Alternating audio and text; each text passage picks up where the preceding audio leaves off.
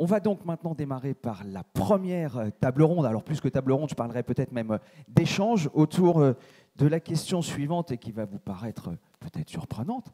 Innovation, pourquoi faire? Et pour en parler, je vous remercie d'accueillir Fabrice Bonifay et Franck Agéry. Merci de les accueillir tous les deux, s'il vous plaît.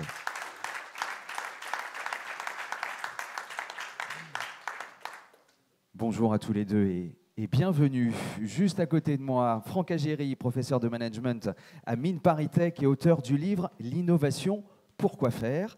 et Fabrice Bonifay, directeur développement durable et qualité, sécurité, environnement du groupe Bouygues, président également du Collège des directeurs du développement durable et co-auteur d'un ouvrage intitulé « L'entreprise contributive, concilier monde des affaires et limites planétaires ». Un grand merci à tous les deux d'avoir accepté notre invitation aujourd'hui pour ce temps d'échange, échange intermédié par moi au départ. Et bien évidemment, n'hésitez pas, vous, à poser vos questions au fil de l'eau.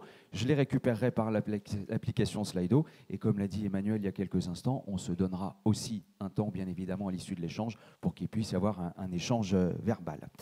Alors, Franck Agéry, dans votre livre « L'innovation, mais pourquoi faire ?» et c'est sur un mythe économique, social et managérial, vous racontez et vous expliquez comment la culture de l'innovation a progressivement donné naissance à la société de l'innovation et surtout vous insistez sur le manque de réflexion sur les conséquences à long terme de certaines innovations qui, dites-vous, ont aggravé les crises écologiques, géopolitiques, sociales et financières.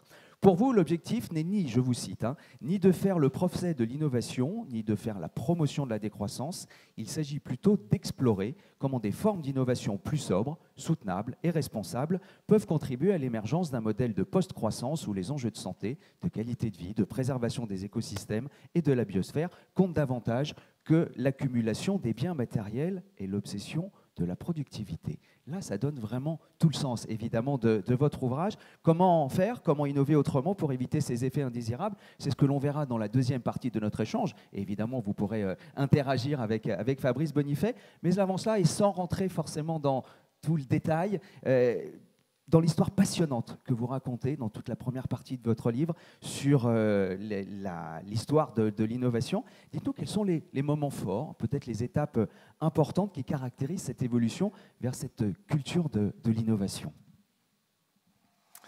Merci Stéphane Bergougnou pour cette introduction. Alors effectivement, c'est un essai qui a été publié au Seuil, donc un essai, c'est pas un livre de recherche, c'est destiné à un grand public et j'essaie d'écrire ça dans un style le plus accessible possible et en mobilisant des références, mais aussi des travaux de différentes disciplines. Donc c'est vraiment un travail interdisciplinaire. Et le point de départ de ma réflexion, c'est cette omniprésence de la notion d'innovation dans tous les discours à la fois publics et privés, y compris chez les acteurs sociaux. Et il suffit pour cela, en fait, de repérer tous les épithètes qui sont accolés à la notion d'innovation, parce qu'historiquement, on va dire après-guerre, on parlait essentiellement d'innovation technologique. Et vous avez probablement noté que dans les 20 dernières années, on s'est mis à parler d'innovation verte, d'innovation managériale, d'innovation sociale, d'innovation financière, d'innovation publique, d'innovation pédagogique, et la liste est à peu près infinie, ce qui veut dire que l'innovation aujourd'hui couvre absolument tous les domaines des activités sociales et humaines. Donc je dis c'est devenu une culture au sens où, si vous voulez, c'est un ensemble de croyances tenues pour acquises où on a un biais pro-innovation, on suppose qu'innover est une bonne chose et que ça participe au progrès des sociétés. Et donc c'est ça que j'ai voulu mettre en question à l'heure de la crise écologique, ce que certains appellent l'anthropocène, c'est-à-dire cette capacité, le fait que les activités humaines et économiques contribuent en fait à la destruction de la planète. Pendant longtemps, on pensait qu'en fait les cycles géologiques n'avaient rien à voir avec les cycles humains et que la planète avait une résilience, une trajectoire très très longue. Et là, on s'aperçoit que les activités économiques et humaines ont la capacité de dérégler violemment le climat sur une période très courte, de détruire la biodiversité, etc. Donc là, on voit qu'il y a un enjeu, une urgence extrêmement forte, et l'innovation a contribué à cette crise et à l'aggravation de cette crise, parce qu'on pourrait dire la crise écologique, elle vient bien de quelque part, d'accord ? Et elle vient notamment de la diffusion à large échelle d'un certain nombre d'innovations qui étaient présentés comme formidables à l'époque et qui ont été diffusés très largement dans le monde. On peut penser à la voiture thermique, au développement des énergies carbonées, à l'agriculture intensive, etc., etc. Voilà, donc c'est ça le point de départ.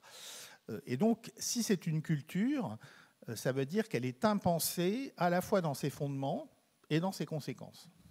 Et donc ça, c'est un problème parce que si on veut essayer de résoudre cette crise écologique et puis aussi redonner du sens aux salariés, parce que les innovations, notamment managériales mais aussi technologiques, souvent déstabilisent les citoyens, les salariés et les consommateurs qui ne comprennent pas toujours le sens de la course à l'innovation qu'on leur propose. Parce que l'injonction, c'est innover toujours plus vite. Et donc mon livre, mais pourquoi faire ? Pourquoi il faut une course toujours accélérée ? Alors on nous dit c'est pour la croissance économique. Mais est-ce un but ? Vous voyez, une croissance jusqu'à l'infini, est-ce compatible avec les ressources naturelles qui existent, avec justement les limites planétaires ? Et donc j'ai essayé de revenir dans cette première partie du livre sur l'histoire à la fois du phénomène de l'innovation et puis des mots, c'est-à-dire du mot innovation, donc ces conceptualisations et donc cette formation de ce que j'appelle une culture de l'innovation. Et je me suis rendu compte que le mot innovation était un mot qui était très très ancien. Ça remonte à la Grèce antique, kainotomia, puis après innovatio. Mais ça ne voulait pas du tout dire la technique, ça renvoyait à un changement en fait dans le domaine politique. Donc c'était dans le domaine politique. Donc d'ailleurs c'était souvent assez mal vu par certains parce que c'était l'idée d'une révolution. On voulait en fait subvertir l'ordre établi. Et pendant la révolution industrielle, on ne parle pas vraiment d'innovation. On va parler de progrès. On parle de progrès. De science. D'ailleurs, comment évoluent les deux notions d'innovation et progrès au cours de l'histoire ? Est-ce qu'elles marchent ensemble ? Est-ce que ce que vous disiez il y a quelques instants quand vous parliez du biais pro-innovation, c'est qu'on imaginait que l'innovation était là forcément toujours en termes de progrès. Mais en réalité, non. Alors, en fait, l'innovation a remplacé progressivement l'idée de progrès, parce que le progrès, c'était vraiment, pendant la période des 30 Glorieuses, et même avant, c'était vraiment la notion centrale, parce qu'on avait une idée relativement partagée dans la société, en gros, de la flèche de l'histoire. On pensait que les sociétés allaient progresser grâce à la croissance, à l'accumulation de biens matériels, etc. Et il y avait un relatif consensus autour de ces questions. Et aujourd'hui, ce consensus a complètement éclaté. Vous voyez, le PIB, beaucoup de gens se disent, est-ce le bon indicateur ? La croissance des biens matériels, est-ce que ça a un sens à partir du moment où on atteint un certain niveau de richesse, etc. Et l'avantage de la notion d'innovation par rapport à celle de progrès, c'est que progrès, malgré tout, ça renvoyait à une vision venue un petit peu d'en haut. C'est des élites, des experts qui désignaient un peu ce qui était le progrès pour tout le monde. L'innovation, à l'inverse, ça vient souvent du bas, d'initiatives individuelles, d'entrepreneurs. Et comme j'ai dit, ça peut être des innovations sociales. L'innovation sociale, c'est la lutte contre la pauvreté, par exemple. Donc, ça n'a pas des motifs économiques. Donc, il peut y avoir les innovations aussi des startups, etc. Donc, il y a une variété d'innovations. Et donc, c'est plus malléable et donc ça renvoie à quelque chose de plus positif parce que ça renvoie à l'idée finalement d'une société qui est en changement permanent, qui s'adapte. Et ça sont des valeurs qui sont extrêmement prisées dans nos sociétés. Voilà. Et donc, la notion d'innovation qui était pratiquement absente au XIXe siècle, il y a un moment très important, c'est sa première conceptualisation par un économiste que vous devez connaître, qui est Joseph Schumpeter, qui va expliquer que si on ne prend pas en compte le phénomène de l'innovation, on n'arrive pas à expliquer la croissance, qui va mettre en avant la figure de l'entrepreneur, qui était une notion qui était très peu usitée jusque-là. Mais en fait, ce n'était pas un conseiller du prince, donc pendant 30 ans, ces travaux vont avoir très peu d'impact, et c'est après-guerre, en fait, qu'on va se mettre à utiliser cette notion d'innovation, à la fois par les acteurs publics, par les organismes statistiques, qui vont chercher à montrer qu'il y a une corrélation entre l'innovation et la croissance du PIB, par les consultants, évidemment, et par les entreprises. Et puis, donc, progressivement, il va y avoir des transformations. Enfin, je fais toute une périodisation, si vous voulez, où on passe d'abord plutôt d'un modèle après-guerre qui est dit un modèle linéaire, où on dit qu'il faut investir massivement dans la recherche et développement et ça va fabriquer des innovations naturellement. Donc, c'était lié à une logique de planification. Même aux États-Unis, 80 70% des dépenses de R&D dans l'immédiat après-guerre sont publiques, ne sont pas privées, elles sont publiques. Et elles sont notamment autour du complexe militaro-industriel. Puis après, dans les années 80, il y a de nouveaux paradigmes qui apparaissent, l'innovation ouverte, l'innovation disruptive, la créativité, etc. Donc toute une nouvelle langue où il s'agit de s'insérer dans des écosystèmes, de travailler avec des startups. On redécouvre les vertus des clusters, par exemple, donc ce qu'on appelle aujourd'hui les pôles de compétitivité, qui n'est pas du tout une notion nouvelle. Alfred Marshall, qui était un économiste de la fin du 19e, expliquait déjà qu'il y avait des districts industriels, que ça existait. Donc il y avait une agglomération d'entreprises de toute taille qui étaient spécialisées. Ça semblait produire des effets très positifs. Il ne savait pas l'expliquer avec les lois de l'économie de l'époque, mais il disait que c'est probablement une bonne idée. Et bon, donc il y a une nouvelle logique qui apparaît, puis après ça s'est diversifié, comme j'ai dit, ça a couvert absolument tous les domaines. C'est-à-dire que vous êtes dans l'administration, aujourd'hui on vous bassine en disant « soyez innovants ». Il y a la DITP, la Direction interministérielle à la transformation publique, sur lesquelles... La 27e région, etc. Donc il y a tout un discours sur l'innovation. Alors, c'est pas que je suis absolument contre, mais si vous voulez, le problème, c'est que ça produit parfois des effets bizarres, c'est-à-dire des injonctions contradictoires. Imaginez la fonction publique, il y a des grades, il y a des corps, on avance, etc. Donc on n'est pas dans une entreprise, et on vous dit, devenez une start-up. Devenez des entrepreneurs et lancez des tas de projets, mais vous n'êtes absolument pas récompensé si vous lancez les projets en question. Donc là, les agents ne comprennent rien et se demandent si ce n'est pas tout ça une espèce d'écran de fumée. Voilà, donc ça c'est toute l'histoire que vous racontez dans votre première partie du livre, de l'Antiquité jusqu'à la Startup Nation. Regard peut-être de Fabrice Bonifay sur cette évolution de l'innovation. Quel regard vous portez, vous, là-dessus ? Je suis d'accord avec ce qu'il vient de dire. Donc maintenant, c'est comment on fait autrement. Parce qu'en fait, l'histoire, c'est bien, mais on a quand même quelques enjeux. Il va falloir comment on adresse ces enjeux assez urgemment quand même. Voilà, donc on va regarder les futurs dans quelques instants. Alors, Franck Aggéry, après l'histoire, vous consacrez donc un chapitre à l'analyse des effets indésirables des innovations technologiques et aux difficultés surtout pour les repérer et les anticiper. C'est ça, et ça c'est le cœur de votre discours et votre réflexion. Pourquoi est-ce que c'est finalement si difficile de cette capacité à anticiper ce que pourraient être des effets indésirables d'innovation ?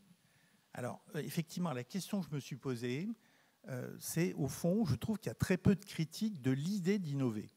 C'est-à-dire qu'il y a quand même très largement dans la société cette idée qu'innover, c'est bien, ça participe au progrès, y compris chez des acteurs anticapitalistes, pour faire de l'innovation sociale, par exemple. En revanche, ce qui est critiqué, ce sont des technologies ou des produits, parce que là, c'est tangible. Et on peut observer des effets négatifs, on dire telle technologie, c'est absolument affreux, là, il y a des débats actuellement sur le glyphosate, par exemple. Bon. Et donc, je me suis dit, mais pourquoi il y a si peu de controverses sur l'idée d'innover ? Parce que, en fait, alors je vous rappelle que l'innovation, ça part d'une idée et ça va jusqu'à la mise en pratique. C'est la différence par rapport à une invention où ça peut rester jamais appliqué. Donc là, on va jusqu'à la mise en pratique. Mais tout à fait en amont, c'est une idée. Et donc des promesses. Et donc la difficulté, c'est comment peut-on critiquer des promesses ? C'est ça le problème. Et donc, généralement, on présente toujours les innovations sous leur meilleur jour. Donc on présente tous les bénéfices et on ne discute jamais les conséquences négatives. Donc c'est pour ça qu'il y a si peu en fait de critiques. Et donc la question par rapport notamment à la transition écologique, à la crise écologique, c'est qu'il faut passer d'une responsabilité que j'appelle rétrospective, qui est la responsabilité classique en droit. Vous voyez, on attend par exemple, je prends l'exemple pollueur-payeur. On attend qu'il y ait une pollution. Et une fois qu'il y a la pollution, par imputation causale, on va essayer de trouver des responsables et là, on va avoir des procès. Le problème, c'est que c'est trop tard. C'est-à-dire que quand vous êtes au stade où il y a des pollutions massives, vous avez créé des usines, il y a des millions d'emplois partout dans le monde dans cette filière, et si vous voulez changer de filière, c'est un drame social, etc. Donc on a un enjeu à anticiper le plus tôt possible un certain nombre de conséquences qu'on peut essayer d'anticiper. Alors, ce n'est pas toujours facile. C'est-à-dire qu'il faut avoir des modèles qui permettent justement ça. C'est l'analyse du cycle de vie. C'est l'analyse de cycle de vie, entre autres. Il y a plein de techniques, j'y reviendrai peut-être tout à l'heure. Voilà. Donc, il y a un problème on ne sait pas bien anticiper aujourd'hui les effets indésirables. Alors, il y a un certain nombre, moi je me suis penché sur la façon dont on qualifiait les innovations avant qu'elles soient mises sur le marché. D'accord ? Donc, il y a toujours une phase de normalisation, etc. Or, il y a plein de défauts dans ces phases de normalisation. C'est premièrement elle raisonne à l'échelle d'un produit ou d'une technologie isolée, toutes choses égales par ailleurs. Vous voyez, on va mesurer par exemple les émissions de CO2 d'un véhicule pendant la phase d'usage sur un banc d'essai, d'accord ? Et puis on va dire oui, c'est conforme ou pas conforme à une réglementation sur un véhicule. Mais on ne prend pas du tout en compte les effets d'échelle, les effets systémiques, les effets à long terme. On ne se dit pas, par exemple, aujourd'hui il y a 1,5 milliard de voitures dans le monde. Si demain il y a 1,5 milliard de voitures électriques, voire 2 ou 3, parce qu'entre-temps, on a continué à croître. Est-ce que c'est compatible avec les ressources naturelles dont on dispose? Est-ce que ça ne va pas produire de l'étalement urbain, de l'artificialisation des sols et tout un ensemble d'effets indésirables? Donc, ce qu'il faut avoir en tête, c'est qu'il n'existe pas de technologie propre. Ça n'existe pas. Il y a toujours des transferts de pollution. Et ça, on peut le montrer à partir d'un outil qui s'appelle l'analyse de cycle de vie, qui montre ces transferts de pollution. Alors, ça ne veut pas dire que toutes les technologies se valent, hein. Il y en a qui sont meilleures que d'autres. Mais l'enjeu, c'est en amont, très très tôt, d'associer des parties prenantes et faire de l'éco-conception, c'est-à-dire d'essayer d'intégrer, d'essayer de minimiser les conséquences à long terme des choix technologiques que l'on fait. Alors si vous en êtes d'accord, ça c'est plutôt la deuxième partie. Je voudrais qu'on passe la parole à Fabrice Bonifay. On viendra effectivement sur les leviers. Là, ce qui était intéressant dans cette partie-là, c'était de se dire, voilà, on a innové sur un certain nombre de sujets, mais on ne s'est pas posé la question par anticipation des effets indésirables. Je voulais donc qu'on passe la parole à Patrice Bonifay. Je disais, vous avez coécrit ce livre, L'entreprise contributive, concilier monde des affaires et limites planétaires. En quelques mots, c'est quoi la définition de l'entreprise contributive? La baseline l'explique un peu quand même. C'est que, oui, on ne pourra pas continuer de faire fonctionner nos entreprises telles qu'elles fonctionnent aujourd'hui sans prendre en compte les limites planétaires qui sont indépassables par définition, à moins d'avoir le 0,6 de Dieu. Mais moi, je ne l'ai pas. Peut-être vous l'avez, mais je ne l'ai pas. Et pendant très très longtemps, le modèle qui dominait, qui a dominé et qui domine encore, hélas pour nous et pour nos enfants, c'est un modèle cornucopien où on considère la nature comme une source de matières premières infinie, parce que le business, c'est ni plus ni moins que la transformation de matières premières avec de l'énergie via des convertisseurs qui sont des machines. Voilà. Et le bug dans notre approche, c'est le système comptable. Donc, dans notre système comptable actuel, on compte ce que l'on gagne en exploitant le vivant, la matière première, mais on ne compte pas ce que l'on doit aux écosystèmes qui permettent à ces matières premières, au business de fonctionner, le cycle de l'eau, le cycle du carbone, la pollinisation, etc. Et donc, le business, c'est une machine à faire de la déplétion de biens qui ont été produits par la nature, on ne sait pas trop comment, il y a des milliards d'années, et qu'on passe notre temps à aller chercher via l'industrie extractive, et l'électronique en est une grande consommatrice, pour produire des produits à l'intention de consommateurs qui n'en ont pas toujours besoin, loin s'en faut, surtout aujourd'hui dans beaucoup de pays. Et les industriels qui sont sur une approche volumique et une approche d'économie de la possession utilisent en fait le levier de l'innovation ou de la pseudo-innovation pour faire croire à leurs consommateurs ou à leurs clients que la génération nouvelle du produit est tellement mieux que la génération d'avant pour provoquer ce qu'on appelle le réachat. Et comme on est sur une approche qui est linéaire, c'est-à-dire j'extrais des matières premières, je fabrique mon produit, je l'utilise avec une durée de vie plus ou moins longue en fonction du niveau d'obsolescence que j'ai mis dans la conception de mon produit, obsolescence technique ou obsolescence marketing. Ensuite, ces matières premières qui ont été utilisées pour fabriquer tout ça se retrouvent dans la nature parce que le taux de recyclabilité des matières premières au niveau mondial, il est de 7,2% aujourd'hui. Donc il y a 93% qui se retrouvent dans les centres d'enfouissement ou dans la nature de façon générale avec les microplastiques, etc. Donc c'est ça en fait notre mode de vie aujourd'hui.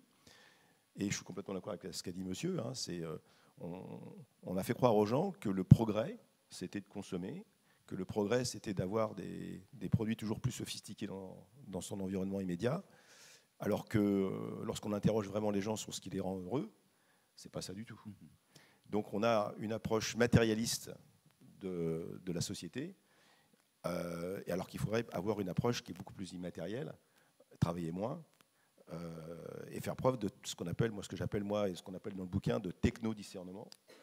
C'est-à-dire, moi je ne suis pas contre la technologie, personne n'a envie de revenir aux dentistes des années 80 ou à des technologies du Moyen-Âge. Je ne suis pas du tout comme. Enfin, personne ne pense ça.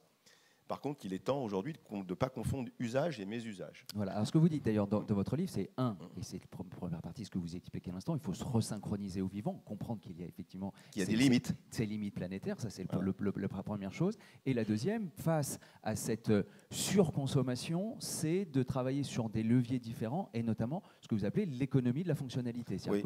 Et qui vient illustrer ce que vous évoquiez il y a quelques instants avec des entreprises qui n'arrêtent pas de mettre sur le marché des nouveaux produits, etc. Oui, alors au bout d'un moment, c'est comment on fait autrement, parce que du blabla, on peut en faire toute la journée. Hein. C'est que les industriels, moi je suis au contact d'entreprises, que ce soit chez Bouygues, qui est très tangible comme entreprise, et au C3D, ou même au Shift Project. Hein. Et maintenant, des Cassandres qui annoncent que ça va mal se passer, il y en a plein. Et c'est vrai que ça va mal se passer. Donc on va rentrer dans le dur, là. On y est déjà, hein, les gens ne le savent pas, mais ce qui est terrible dans ce qui est en train d'arriver à l'humanité, c'est que 99% des gens n'ont pas conscience de la gravité de la situation climatique. Ils n'ont surtout pas conscience du temps qui nous reste pour agir, en fait, qui est extrêmement petit, vu qu'on aura breaké les 1,5 degré d'ici 3-4 ans, alors qu'on aurait dû les breaker en 2100, donc avec 70 ans d'avance, et que, 1,5 degré, c'est beaucoup plus grave qu'1,2 degré qu'on a aujourd'hui, en termes de fréquence et de gravité d'événements indésirables, et qu'on va rentrer dans un monde qui va devenir de plus en plus chaotique d'un point de vue social, à cause de ça. Donc c'est juste dramatique pour nous, en fait. Hein, parce qu'on a la première génération à avoir conscience de ça, enfin conscience, certains, et la dernière génération à pouvoir agir. Alors maintenant, on est 8 milliards sur la planète, et la question qu'on se pose tous, c'est comment on fait du business en baissant la pression sur les ressources. C'est la seule question qu'il faut qu'on se pose.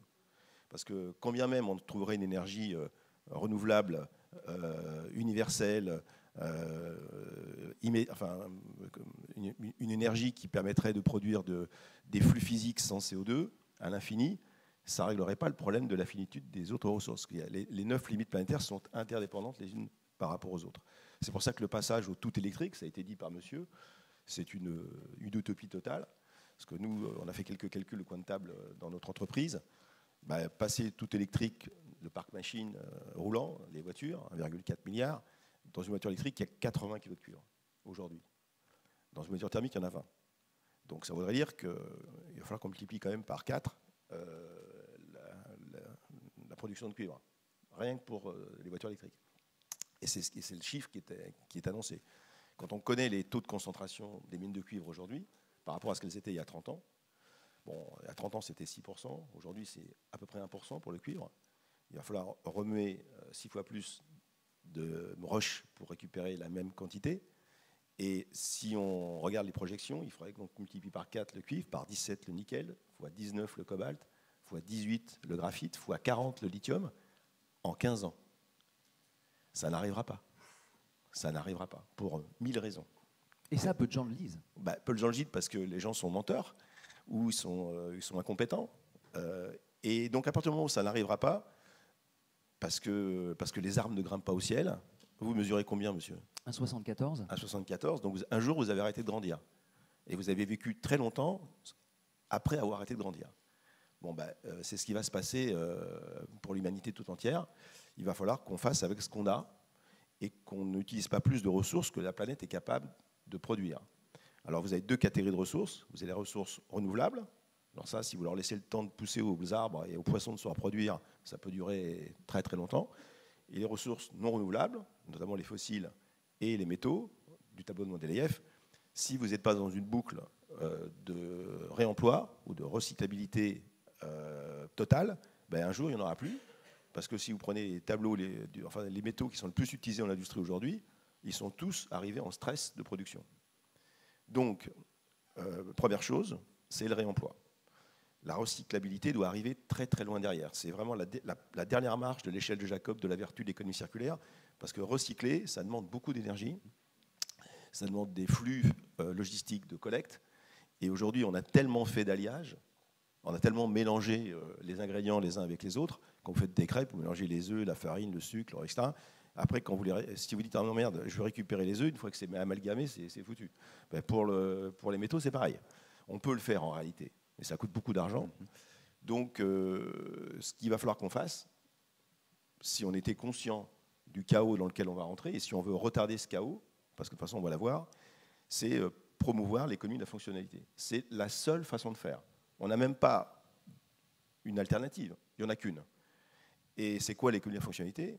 C'est demander aux industriels de fabriquer des produits les plus utiles possibles. Là-dessus, il n'y a pas aucun changement. Mais d'arrêter de les vendre. D'arrêter de les vendre à leurs clients, de vendre l'usage. Et d'en rester propriétaire au sens d'en rester responsable. Responsable. Donc personne n'achète une vache pour boire un verre de lait. Enfin, moi, personnellement, non. Je n'ai pas la place. Les gens qui vont au ski 3 jours par an, c'est rare qu'ils achètent une paire de ski. Voilà. Donc cette économie d'usage, elle existe déjà dans les faits, sauf que ça correspond à 0,1% du business mondial. Donc nous, Bouygues, pour vous donner un exemple, parce que je pense que vu dans l'état où on est, il faut maintenant arriver à des exemples concrets. On travaille, et on vient d'en gagner un, sur un nouveau concept building qui s'appelle le bâtiment hybride à économie positive, qui est une révolution. C'est une vraie révolution. Parce que les équipements constitutifs du bâtiment, il y a du lighting, il y a de la ventilation, il y a des armoires électriques, des onduleurs, des faux planchers, il y a tout ce que vous voulez. On va demander aux industriels, et on a déjà un groupement d'industriels qui sont d'accord de jouer le jeu avec nous, de ne plus vendre ces équipements, mais de les installer au moment de la rénovation d'un bâtiment neuf. Et il reste propriétaire bientôt de ces équipements. Donc ça va faire baisser le capex, ça va faire baisser le coût d'acquisition du bâtiment pour l'investisseur, pour le propriétaire. Donc il est content, il paye moins cher. Par contre, ça fait augmenter les OPEX parce qu'il va y avoir un droit d'usage au-delà de la consommation du flux qui est nécessaire pour faire fonctionner l'équipement. Par exemple, l'ascenseur, il y aura un droit d'amortissement des éléments constitutifs de l'ascenseur, plus le flux physique pour le faire fonctionner. Alors, comment on va arriver à compenser le surcroît d'OPEX d'exploitation de ces infrastructures où on n'aura pas payé les équipements? C'est l'intensité d'usage. Donc l'intensité d'usage, on s'est aperçu, parce que ça fait quand même des dizaines d'années qu'on fait des bâtiments, que nos clients utilisent très très peu finalement les infrastructures qu'on construit pour eux. On construit des infrastructures pour un pic d'utilisation qui n'arrive quasiment jamais. Donc les taux d'utilisation des bâtiments aujourd'hui dans le monde, c'est pour les bâtiments publics 15%. En moyenne sur la totalité des espaces, et quand on fait le screen des espaces, on s'aperçoit qu'il y a certains espaces, comme les parkings, les salles polyvalentes, comme ici, les restaurants entreprises, etc., qui sont utilisés à moins de 3% du temps. Et c'est pareil pour les logements, hein. C'est vrai pour tout type de construction. Et donc cette sous-utilisation chronique des espaces, ça a conduit en fait à construire énormément de bâtiments qui sont mal utilisés et peu utilisés. Donc l'idée est commencer demain qu'on va plus pouvoir construire pour 1000 raisons. Il va falloir faire transpirer les assets, c'est pas très élégant, mais enfin c'est comme ça. Moins d'assets physiques, mais des assets physiques plus utilisés. Et donc quand l'utilisateur principal n'aura pas l'usage d'un espace pour une raison ou pour une autre, selon une chronotopie donnée, on permettra à d'autres utilisateurs secondaires d'y avoir accès. Donc on va intensifier l'usage. Donc intensification d'usage, ça ne sera pas gratuit, bien sûr, tout ça. On va augmenter les OPEX, on va augmenter les recettes d'exploitation qui permettra de payer les surcroîts d'OPEX. D'accord. Donc moins d'infrastructures, plus d'intensité d'usage, et les éléments constitutifs qui étaient prévus pour être utilisés 10 ou 20 ans parce que l'industriel avait intérêt à provoquer le réachat, là, le gars qui va être l'industriel ou Otis, par exemple, pour l'ascenseur, il n'a pas intérêt à faire un ascenseur qui va durer 10 ans ou 20 ans, il a intérêt à faire un ascenseur qui va durer 100 ans. C'est plus le même sport. D'accord. Voilà. Franck Agéry, économie de la fonctionnalité, faire baisser la pression sur les ressources, ça c'est ce que vous évoquez aussi dans votre livre, qui est un des leviers, ce que vous appelez l'innovation sobre. Alors j'ai juste un petit commentaire qui est arrivé là. Le rêve porté par l'innovation est aussi celui de la capacité humaine à inventer, créer, c'est une forme de liberté humaine. Doit-on en faire le deuil? Non, en fait ce que vous dites dans votre livre, c'est non, n'arrêtons pas d'innover, mais innovons autrement.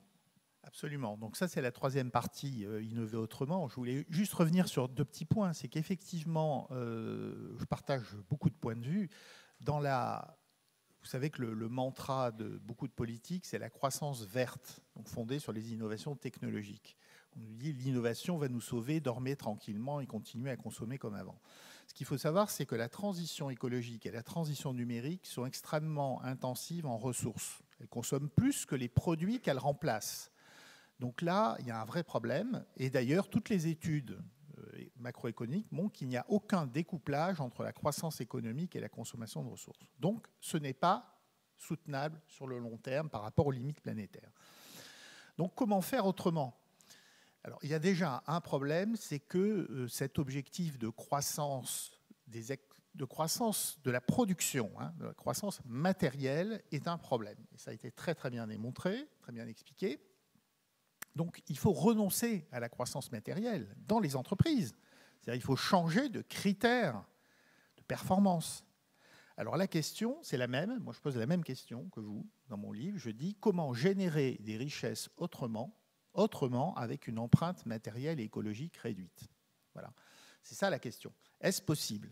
Alors la réponse, c'est il y a des pistes. Oui, ça semble possible, mais il faut s'y engager rapidement, résolument. Donc ça, c'est aux entreprises de le faire, mais c'est aussi aux acteurs publics de donner les bonnes incitations, de faire de la pédagogie, de transformer effectivement les comportements des consommateurs. Parce que le problème, c'est que les consommateurs ont des comportements compulsifs. Ils sont obsédés par acheter les nouveaux produits neufs, etc.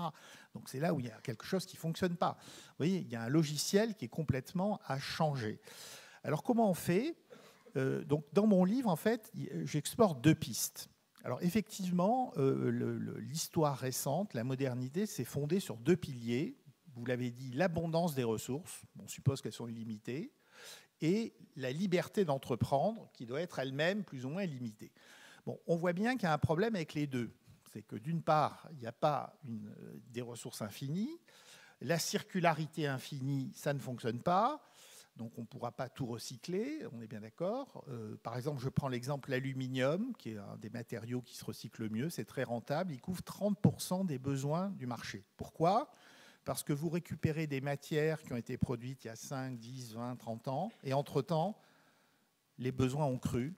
Donc, par construction, vous ne pourrez jamais arriver à couvrir 100% des besoins dans un monde en croissance. Donc ça, c'est des points qui sont absolument indiscutables. Alors, les deux pistes, la première, c'est ce que j'appelle la responsabilité. C'est-à-dire qu'il faut rendre les innovateurs, les acteurs responsables. C'est-à-dire qu'il faut, d'une certaine manière, encadrer la liberté d'entreprendre. Pas l'empêcher, mais il faut l'encadrer. Alors, comment on peut faire ? Alors, j'ai passé en revue toute une série de dispositifs que j'ai observés de par le monde. Alors, on peut changer les règles comptables. Alors, ça, c'est une des pistes que j'explore. Alors, il y a plein d'expérimentations. Par exemple, ce qu'on appelle la comptabilité multicapitaux, où on considère que, par exemple, une entreprise, de par ses activités, elle a une dette écologique. C'est-à-dire elle va prélever des ressources, elle va avoir des impacts, et on pourrait les intégrer dans la comptabilité financière. Alors, je peux vous dire que si on fait ça, ça change radicalement la structure des bilans et des comptes de résultats, et ça, c'est des effets majeurs. Et ça, c'est d'ailleurs quelque chose que vous développez, oui. Fabrice Bonifay, Voilà. dans votre livre. C'est ce que vous appelez, penser au remboursement de la dette environnementale du produit. On a écrit le même livre. D'accord. Sur certains points, oui. Non, mais il y a beaucoup de points de recoupe. Donc ça, c'est la première idée. Deuxièmement, effectivement, on peut travailler, il faut passer à ce que j'appelle une responsabilité projective, c'est-à-dire orientée vers le futur. Et je m'appuie sur le philosophe Hans Jonas. C'est-à-dire, il dit, traditionnellement, la responsabilité est rétrospective, notamment juridique. Prospective, c'est-à-dire qu'elle doit être orientée vers le futur. Quand vous innovez, c'est la question, c'est des impacts dans le futur. Alors, comment on fait ? On peut changer la comptabilité, on peut utiliser des techniques projectives, alors comme la CV par exemple, ou des techniques qui essaient de donner du sens. On peut faire du design fiction. Enfin, vous voyez, il y a des tas de stratégies pour essayer de se projeter dans des futurs plausibles, possibles, désirables, qui entraînent en fait l'action des entreprises. On peut changer le droit. Alors, on peut donner par exemple un statut juridique à certaines entités naturelles qui n'en ont pas, des fleuves, des forêts, etc. Il y a des expériences. On peut changer le statut des sociétés, c'est ce qui a été fait avec la loi Pacte, avec les entreprises à mission, par exemple, qui se dotent de missions sociétales, etc. Donc je passe en revue toute une série de dispositifs en disant il faut certainement les combiner. Ce n'est pas un dispositif qui va sauver la planète, c'est la combinaison de différents dispositifs. Et le deuxième aspect, c'est effectivement la question des enjeux de sobriété. Et là, on rejoint un certain nombre de points. Donc, comme j'ai dit, il faut arrêter la croissance de la production matérielle. Alors, comment on génère des revenus autrement? On génère des revenus notamment avec des services. Et pour ça, il y a une stratégie, c'est général, c'est l'allongement de la durée de vie des produits, ce que j'appelle la durabilité programmée. C'est le contraire de l'obsolescence programmée. Donc, il faut faire des produits ou des équipements qui sont éventuellement beaucoup plus chers à fabriquer, mais qui sont faciles à maintenir, qui ont été co-conçus, qui sont faciles à réparer, qui sont faciles, etc., à reconditionner. Qui ne sont pas forcément plus chers. Oui, qui ne sont pas forcément plus chers, mais... Parce que les coûts marketing... Oui, vous avez raison. Ce qu'on ne sait pas, c'est quand on achète une bagnole neuve, on achète entre 3 000 et 4 000 euros de marketing. Oui. Bon, si demain on enlève ça, ça permet de mettre cet argent dans la durabilité de la conception. Donc ça ne sera pas forcément plus cher. On a pu le démontrer, nous, sur les bâtiments BHEP. Non seulement ils sont beaucoup plus durables et véritablement net zéro, et ils sont moins chers. Et donc, les voies, c'est de faire de la durabilité programmée qui permet de développer des services de maintenance, de réparation, de reconditionnement et intensifier les usages, effectivement, en faisant de l'économie de fonctionnalité ou de faire du partage. Et donc, il y a toute une série d'entreprises, d'acteurs ou d'acteurs sociaux qui développent ce type de stratégie. Mais pour le moment, ça reste encore relativement marginal parce qu'il faut vraiment un changement de paradigme. Et j'insiste, pour y arriver, il faut changer de cadre cognitif. C'est-à-dire il faut renoncer à l'idée que le PIB, c'est formidable, que le retour sur investissement à 15%, c'est une loi intangible. Non, ça n'a pas de sens. Donc il faut revenir, il faut revoir complètement ces indicateurs pour arriver à changer.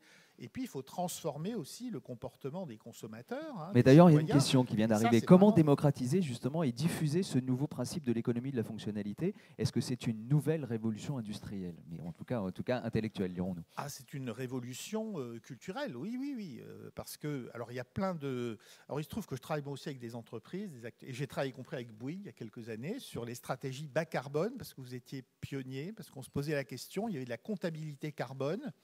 Mais la plupart des acteurs nous disaient « c'est terrible, on compte les chiffres, mais alors les opérationnels nous détestent parce qu'on est vu comme de horribles bureaucrates. » Et donc on a essayé de repérer des entreprises qui arrivaient à articuler la comptabilité carbone et vraiment des stratégies pas carbone. Et on avait étudié Bouygues parce qu'ils avaient fait des choses assez astucieuses. Donc, c'est juste une parenthèse. Mais votre question, c'était... Sur comment démocratiser ça? Et en fait, tout ce qu'on se dit, parce que vous le disiez tout à l'heure, il y a la puissance publique qui doit intervenir, les entreprises doivent s'y mettre, mais il faut aussi changer les comportements. Comment on amène... L'économie de fonctionnalité, c'est très compliqué dans le B2C, business to consumer. C'est très compliqué. C'est plus facile dans le B2B parce que les clients sont plus compétents, on peut être dans des relations de long terme, etc. Je vous donne un exemple où c'est très compliqué, c'est le domaine public. Pourquoi? Parce qu'il y a des règles, il y a un budget d'investissement et il y a des budgets de fonctionnement et ils ne sont pas fongibles. Donc, quand vous leur proposez de l'économie de fonctionnalité, ils vous disent « Ah, mais on ne sait pas faire parce que vous comprenez, nous, on ne peut pas remplacer du budget d'investissement par du budget de fonctionnement. Il faut qu'on dépense notre budget d'investissement. » Donc, il y a des changements à opérer à beaucoup de niveaux. Mais ça va au-delà de l'économie de fonctionnalité. Quand je parlais, par exemple, de la maintenance, de la réparation, il y a aussi un problème de compétences. D'accord ? C'est qu'aujourd'hui, c'est des métiers qui ont été complètement dévalorisés. On dit que ça n'a aucun intérêt, on a fermé des formations. Et aujourd'hui, les entreprises qui se lancent dans des activités de réparation, parce que vous savez qu'il y a un indice de réparabilité, par exemple, pour les produits électroniques, donc Fnac Darty ou SEB, en France, ont fait le choix de développer dans le cadre de Fnac Darty des services de réparation, ce qu'ils appellent Darty Max. Chez SEB, ils ont des forfaits de réparation. C'est qu'ils ont du mal, même s'ils ont des écoles internes, à former des réparateurs parce qu'aujourd'hui, c'est dévalorisé. Alors qu'en fait, c'est des métiers passionnants. Je pense qu'il faut raconter une histoire différente. Et là, je reviens au discernement technologique en 2 mots. C'est qu'on nous a vendu l'idée depuis 20 ans ou 30 ans que l'innovation doit être nécessairement de rupture radicale, c'est la nouveauté radicale, etc. Je veux dire, c'est complètement bidon. Quand on revient dans l'histoire, ce que disait Schumpeter, il dit Schumpeter, l'innovation, c'est souvent la combinaison d'éléments déjà connus. C'est-à-dire qu'il faut renouer avec l'idée que l'innovation, ça peut être compatible avec la tradition, ça peut être compatible avec des petites améliorations et qu'on n'a pas besoin de tout casser, de tout renouveler. Donc il faut faire preuve, il faut redécouvrir les vertus du low-tech. Il n'y a pas que le high-tech. Alors le high-tech, ça peut être utile. Hein. Si vous voulez faire de la maintenance prédictive, c'est utile d'avoir des capteurs pour faire du low-tech, du high-tech, pardon. Dans le médical, comme vous disiez, on a besoin de high-tech, mais on n'a pas besoin de high-tech partout. Vous voyez, je ne suis pas complètement convaincu, par exemple, que la plastronique et les vêtements connectés avec de l'électronique partout, c'est une utilité sociale absolument indispensable. Vous voyez, donc ça, il y a effectivement toute une série d'innovations qui sont poussées par le marketing, la publicité et différents acteurs et qui, à mon avis, nous amènent dans l'impasse. Alors, vous n'avez pas écrit le même bouquin, mais évidemment, vous développez une pensée assez proche. Vous avez évoqué, Fabrice Bonifay, il y a quelques instants, le discernement technologique. Vous parlez tous les deux, à un moment, de technosolutionnisme, en disant attention, danger. Franck Agéry, dans votre bouquin, c'est de dire les entreprises, les politiques nous parlent que de technosolutionnisme, attention. Et vous, Fabrice Bonifay, sur ce sujet-là, vous dites arrêtons de nous mentir. Bah oui, en fait, on essaye de faire croire aux gens aujourd'hui, mais ce n'est pas propre à la France. Hein, aux États-Unis, c'est encore pire, que les changements climatiques, les problèmes de pénurie qui s'annoncent pourraient être résolus par de la technologie. Mais on sait que ce n'est pas vrai. Donc ce discours, il est dangereux parce que ça sous-entend que comme la technologie va arriver, pourquoi faire des efforts, quoi ? Pourquoi changer de comportement ? C'est un peu comme si vous disiez à un gars qui fume 3 paquets par jour, aujourd'hui, vous dites ne t'inquiète pas, dans 15 ans, on aura trouvé un médicament contre le cancer, donc tu peux continuer de fumer, quoi. Donc ça nous freine dans notre capacité à décider aujourd'hui des mesures qu'il faudrait mettre en place pour qu'on arrive à changer. Et je pense que ça, c'est un discours qui est même dangereux aujourd'hui. Parce qu'il n'y aura pas de technologie magique qui va nous sauver de la panade. Et quand bien même, et je parle sous le contrôle du professeur, mais quand bien même on inventerait une technologie magique, le temps de diffusion des technologies aujourd'hui, lorsqu'on regarde l'histoire des transitions, il n'y a jamais eu aucune transition depuis que le monde est monde. Hein. Le monde est un monde d'accumulation, de symbiose des technologies les unes par rapport aux autres, mais dans pratiquement aucun domaine, il y a eu sur le domaine de l'énergie, hein, des changements d'une technologie énergétique d'avant qui est remplacée par une technologie énergétique d'après. C'est pas vrai. On n'a jamais autant utilisé de charbon, de bois dans l'humanité qu'en 2022. Alors les gens disent mais le charbon c'est une vieille énergie, ça fait longtemps qu'on s'en est débarrassé. Bah non, on a utilisé massivement du charbon pour faire l'électricité dans certains pays comme l'Angleterre et la France. Donc nous on s'en est débarrassé grâce au nucléaire. Beaucoup de pays se sont débarrassés du charbon grâce au gaz, mais on utilise toujours plus de charbon pour faire de l'acier parce qu'on a de plus en plus de voitures, parce qu'on utilise plus de bâtiments, etc. Donc le charbon, on en utilise de plus en plus. Donc le temps de diffusion des technologies montre que de toute manière, le grand soir n'arrivera pas avec ça. Donc il faut arrêter avec ce discours. Il faut arrêter avec ce discours qui est un discours qui nous freine dans notre transformation. Et pour rejoindre ce qu'a dit monsieur, je pense qu'on a besoin de nouveaux récits. Voilà, on a besoin d'un nouveau récit politique où on va raconter aux gens non pas qu'on sera sauvé par la technologie et par la croissance, parce que c'est aujourd'hui c'est le discours qui domine, mais il va falloir générer le besoin du non-besoin. Voilà. Et donc moi je crois à la disnovation. La disinnovation. Oui, absolument. Il va falloir qu'on apprenne à désinnover, parce qu'il y a beaucoup d'innovations aujourd'hui qui nous conduisent complètement dans le mur. Donc faire preuve de technodiscernement par la démocratie. Donc c'est des gens qui doivent décider. Je prends l'exemple de la 5G. Voilà. Qu'est-ce qu'on ne nous a pas dit sur la 5G ? Qu'est-ce qu'on n'est pas en train de nous dire sur l'IA générative ? Mais nous, on a fait des petits calculs de coin de table au Shift Project sur l'IA générative. Là, tout le monde se rue là-dessus comme la syphilis sur le clergé. Là. Mais ça n'arrivera pas. On en parlera avec Flavien Chervet dans quelques instants de la syphilis sur le clergé. Pourquoi ? Parce que quand on fait des calculs de coin de table sur ce que ça consomme, nous, on gère des data centers chez Bouygues, on voit bien ce que ça consomme. Très rapidement, les gens qui sont les éditeurs de ce genre de logiciel, quand ils vont voir les factures d'électricité qu'ils vont commencer à payer, lorsque tout le monde va jouer à ça comme on joue avec Google, je pense que ça va vite être payant, cette histoire, et de plus en plus cher. Ou autrement, on aura des versions dégradées. Hein. Voilà. Et pour avoir une version un peu absolue, il va falloir payer très très cher.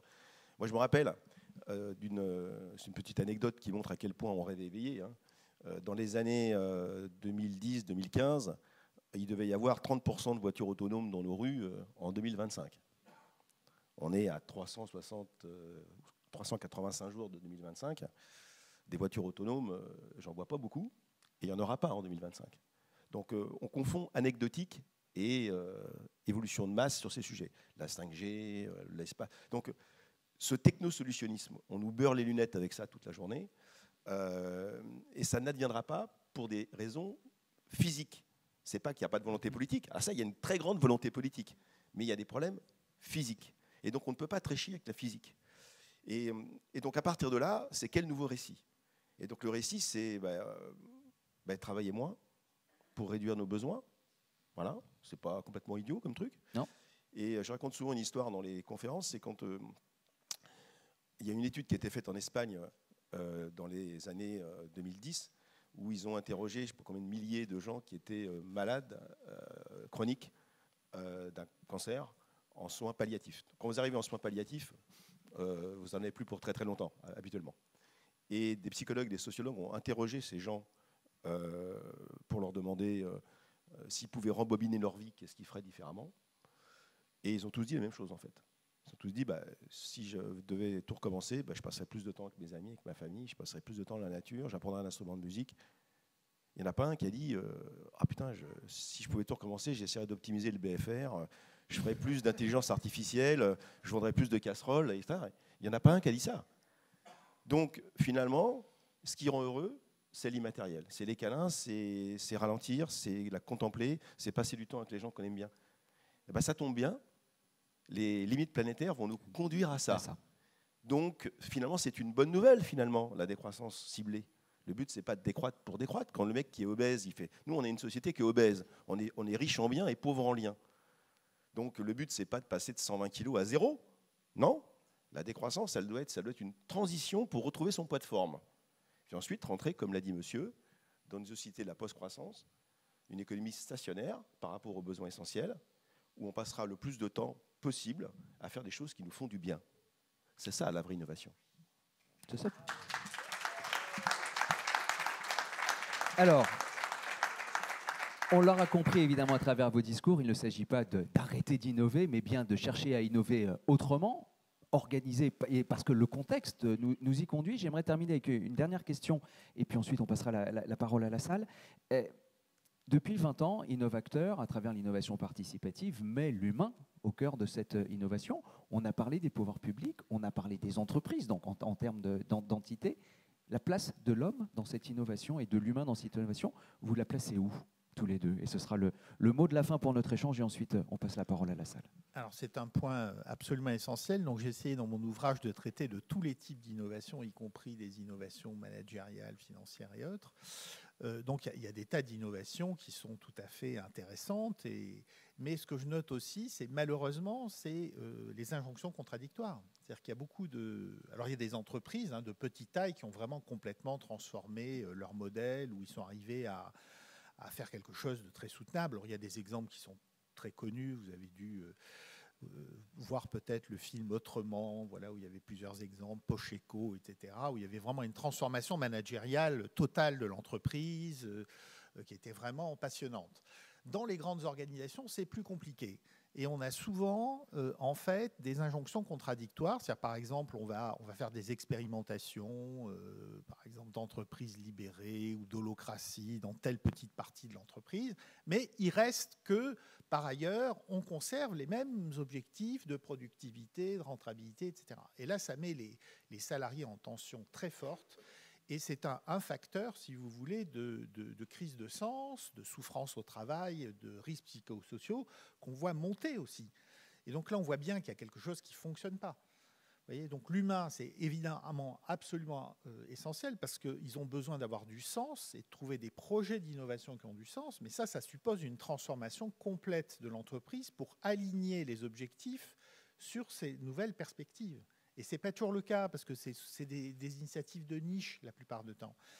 Et donc là, il y a des choses qui... Et alors par ailleurs, comme on sait que souvent, il faut que l'impulsion aussi vienne du haut, qu'il y ait des soutiens, les directions générales, dans les entreprises où le capital est extrêmement dispersé, donc où vous êtes à la merci des actionnaires, c'est très très compliqué d'arriver à opérer des transitions majeures. Et moi je note que les entreprises qui font des choses passionnantes, un certain nombre d'entre elles ont un capital familial important, une part de capital familial. Pourquoi ? Parce qu'on accepte plus facilement une prise de risque, de l'exploration, etc. Vous avez vu le nombre d'entreprises qui essaient des choses relativement en rupture du point de vue de ce qu'on a dit, et où les PDG sont très rapidement débarqués parce qu'ils ne respectent pas les critères financiers exigés par les marchés. Bon, là, donc ça suppose un changement des règles du jeu à un niveau beaucoup plus large. Alors j'espère qu'il y aura une prise de conscience, parce que ça, là, on voit le problème de l'innovation. Je voudrais terminer par ce bon mot, si vous voulez, mais il y avait un collègue qui, il y a quelques années, qui avait écrit « La finance, c'est le commerce des promesses ».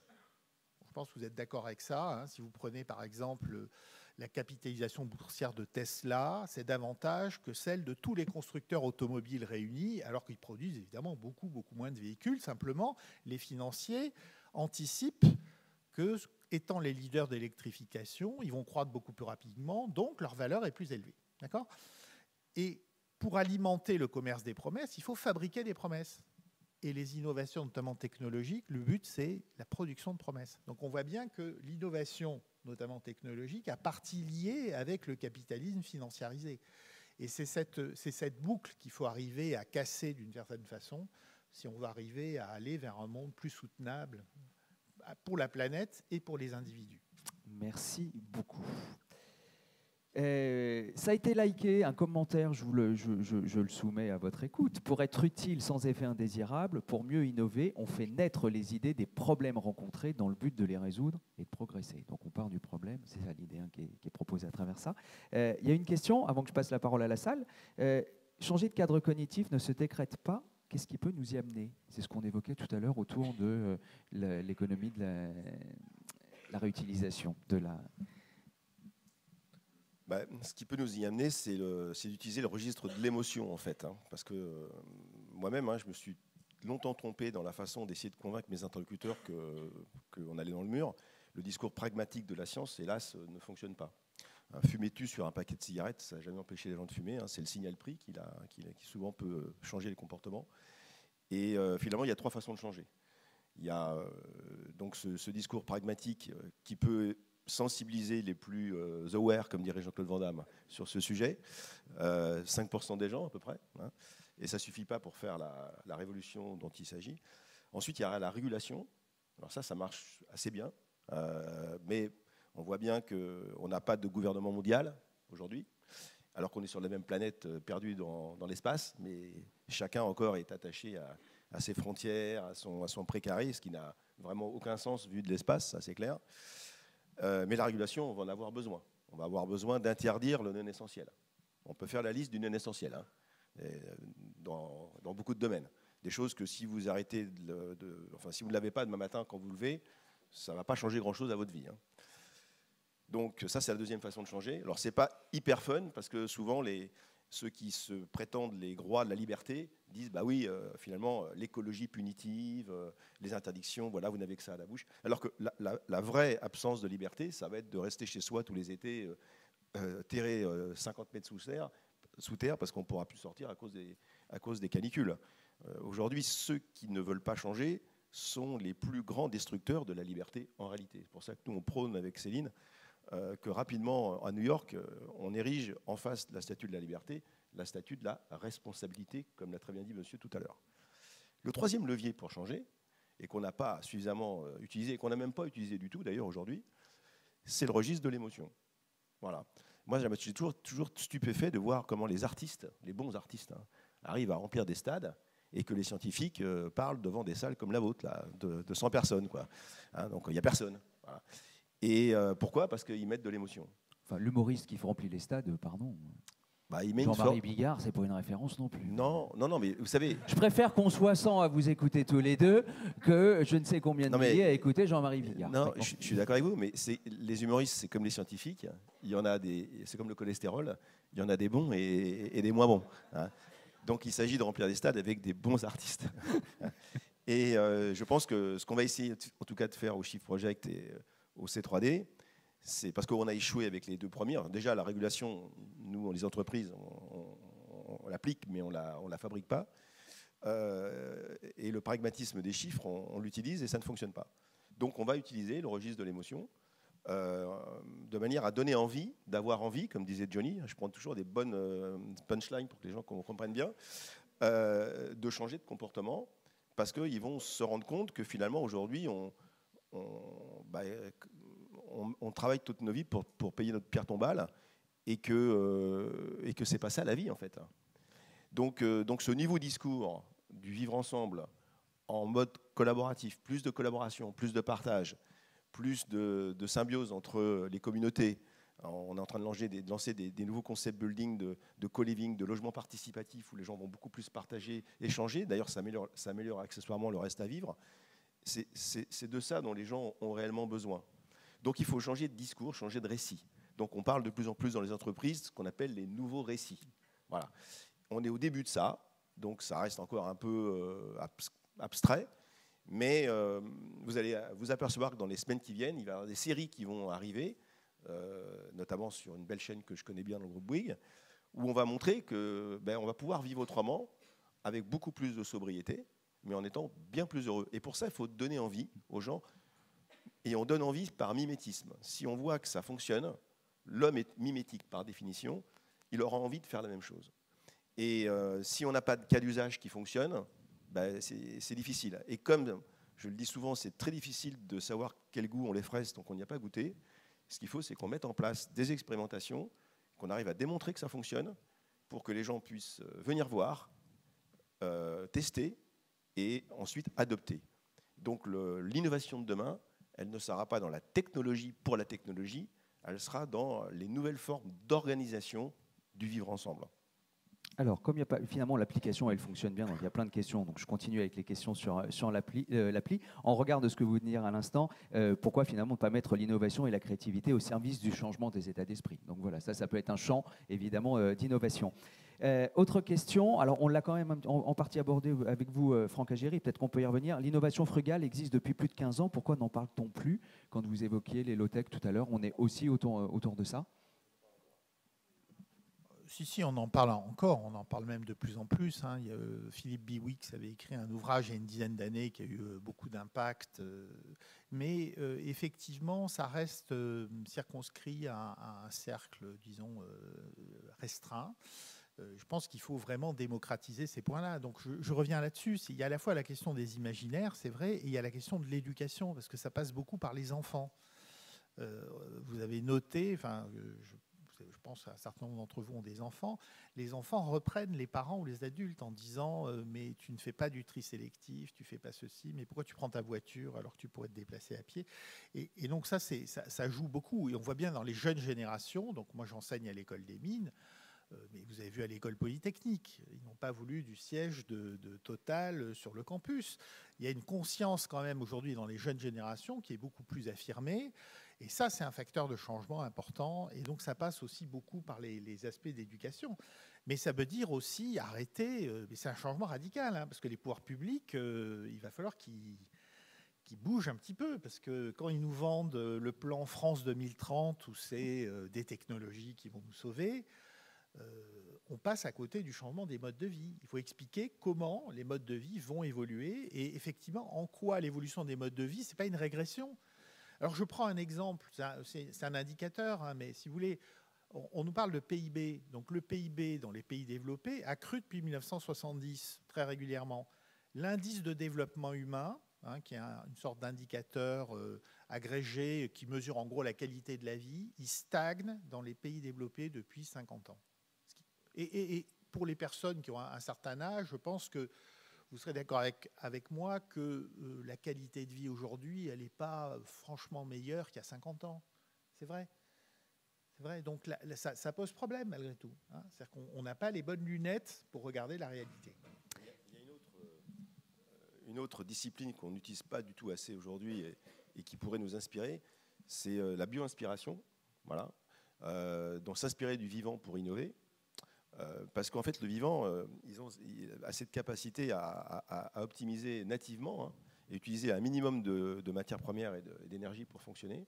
Le vivant fabrique du verre à froid, hein, parce qu'on ne sait pas faire encore, nous, en mode industriel. Et donc, on a découvert, nous, le Cébios, hein, qui est un organisme dirigé par Kalina Raskin, et qui nous aide aujourd'hui dans la conception des bâtiments pour remplacer des systèmes de clim mécanique, par exemple, pour faire du confort d'été sans flux physique. Je vous promets que ça marche. Hein. Ça marche. Alors, c'est la conception dite bioclimatique. D'ailleurs, on réinvente un peu le bon sens, hein, quand on fait tout ça. Hein, parce que fut une époque où on n'avait pas le pétrole, le gaz et le charbon. Ils savaient le faire.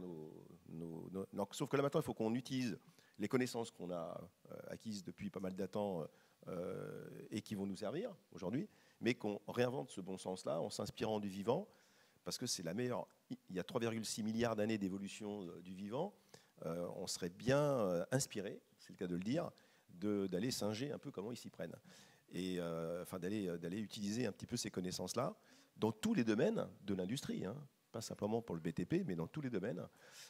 Sur le traitement d'eau, notamment, on continue de faire des stations physico-chimiques à Tire-Larigot partout, où la plupart du temps, du biologique suffirait complètement, et ça consommerait beaucoup, beaucoup moins de ressources physiques. Voilà, nouveau champ, la bio-inspiration. Le temps file trop vite, vous êtes passionnants, messieurs, tous les deux. On va en rester là. Deux choses. La première, rappelez que vous avez écrit 2 super bouquins qu'on peut trouver, hein, je crois, à l'extérieur normalement, donc n'hésitez surtout pas. En français et en anglais.